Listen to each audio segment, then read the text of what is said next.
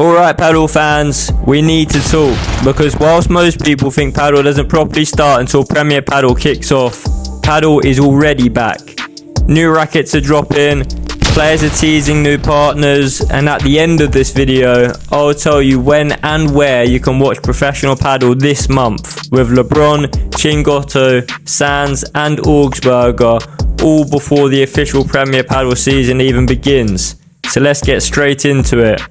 First story, and this is how you know the season is warming up. Adidas has quietly dropped the Metalbone 2026 range. No massive launch, no big countdown, but shops already have it. Players are already switching, and Otro Nivell, the YouTuber, has already reviewed it on his channel. This is what he had to say about the release of the 3 new rackets. 8.9 out of 10. So I think both 8.9 out of 10 is fair. I give it the same because it's slightly for a different group of players. So for a beginner or medium player, don't buy the Metalbone hard. Doesn't make any sense. It's way too hard for you. Then it's much better to play with the Metalbone control. So I would say if you're somebody that is intermediate, get the Metalbone control. Much better. If you're somebody that's high intermediate, pro player, get the Metalbone. If you're really good and you're strong, you're maybe heavyweight champion, then Metalbone hard, because you're able to handle it. But for both of these rackets, the Metalbone and Metalbone hard, you need to be able not to just play with the wrist, but to use your entire body to play. And Metalbone control is one of the best rackets on the market for most of the players. So this is a select group of players. This is for most paddle players. Fantastic. If I would choose from these, for my level, I would choose with the Metalbone control because it fits my game a little bit more. And I think for most players. Let me know if you've tried any of the new Adidas rackets and what your thoughts are below. Next up, let's talk Tolito. Tolito Aguirre is once again right in the middle of paddle gossip. He's dropped a new Hero Star racket, and anytime Tolito changes gear, fans start asking questions. Why? Because Tolito doesn't just change rackets randomly.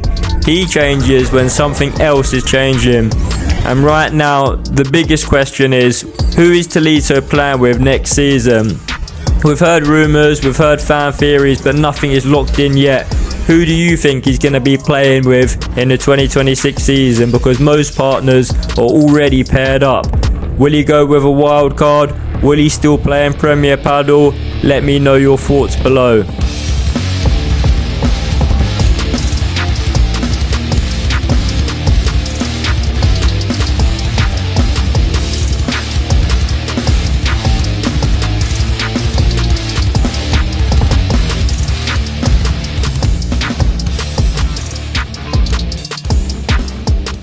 Jon Sanz recently did an interview that flew slightly under the radar with Forset.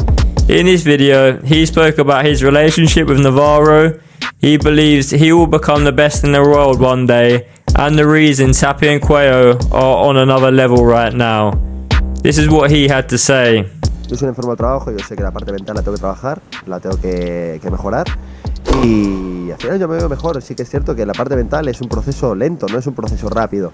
No es de repente un día la cabeza está al 100. Requiere un tiempo y yo me estoy dedicando a ello para mejorar día a día.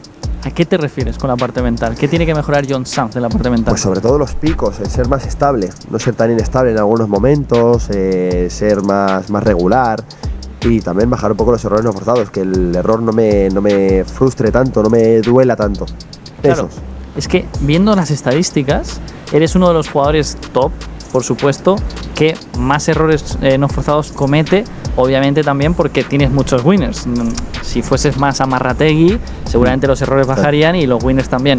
Pero con ese juego tan agresivo que tienes, ¿es algo que asumes y que es parte de tu juego y que entre comillas no le das importancia, o te quema mucho el tener tantos errores no forzados pese a que también tienes muchos winners? Sí, me pesa. O sea, ¿cómo lo ves?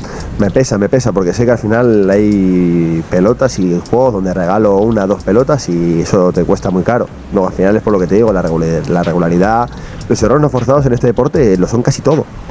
cuanto menos falle, más opciones tiene de ganar. Eso es así, ¿no? Paquito Navarro, as always, can't stay out of the conversation. This is what Paquito had to say on social media. This year, with gratitude and perspective, I've been lucky, which I don't take for granted, to continue doing what I'm passionate about, to compete at the highest level and to still feel competitive at age 36 in a sport that gives nothing away. Playing the Masters final, finishing 9th, playing 2 finals, playing in Sevilla and generally making a great year with Bergamini and Jon is a reflection of a lot of daily work, commitment and surrounding myself with people with whom I like to share the track and path with.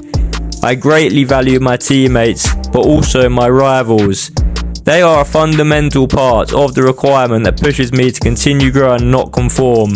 And above all, thanks to the affection I receive in every single stadium I go to. Feeling supported anywhere in the world is something that impresses, motivates and stays deep inside. Professional sport isn't easy, but it's still worth it when you look back and know you competed with honesty, respect and leaving your soul. Now it's time to stop, evaluate and return with excitement. Thanks a lot to all of my team, my friends, my family, sponsors, brand and also thanks to all of you who are part of this journey. P.S. Even though on track I'm sometimes bipolar, I love living life and competing with that passion. When I retire, I'll probably think it was worth it. Here's to a 2026 continuing to hand out a lot of craziness. You can see he's angry at Sanz for calling him bipolar on the court. For next season, Sanz partners with Koki and Navarro partners with Fran Guerriero. Which team do you think will play better next season? Let me know in the comments below. Juan Lebrón has been posting pre-season training clips and honestly, he looks locked in. High intensity, serious sessions, no messing around. The big question for 2026 is simple. Does Lebrón have what it takes with Augsburger to reach the top again? This is the part most fans don't know about. Summer Pro Padel happening in Mar del Plata, Argentina from January 16th on to the 17th and finishing the tournament on January the 18th. This is not Premier Padel, this is not a ranking event, don't get it twisted, but it does include top players. Some of the top players include Federico Chingotto, Juan Lebrón, Jon Sanz, Leo Augsburger and many more top level names, so it is not one to be missed. And as soon as broadcast details drop, I'll make sure to keep you in the loop. Now before we wrap up, here are our top 3 paddle memes to finish things off. In third place, just trust me, you'll be fine.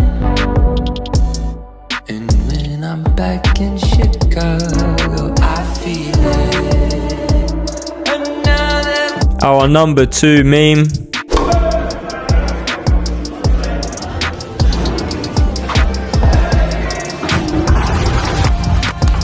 And our number 1 meme of the video.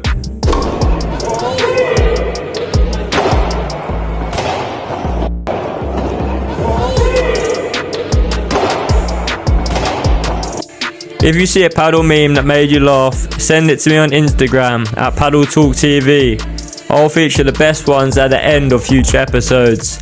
Make sure to like the video and hit subscribe because it helps me starting out this channel tremendously and it keeps you in the loop. I'm wishing you all the best for 2026. Adios amigos.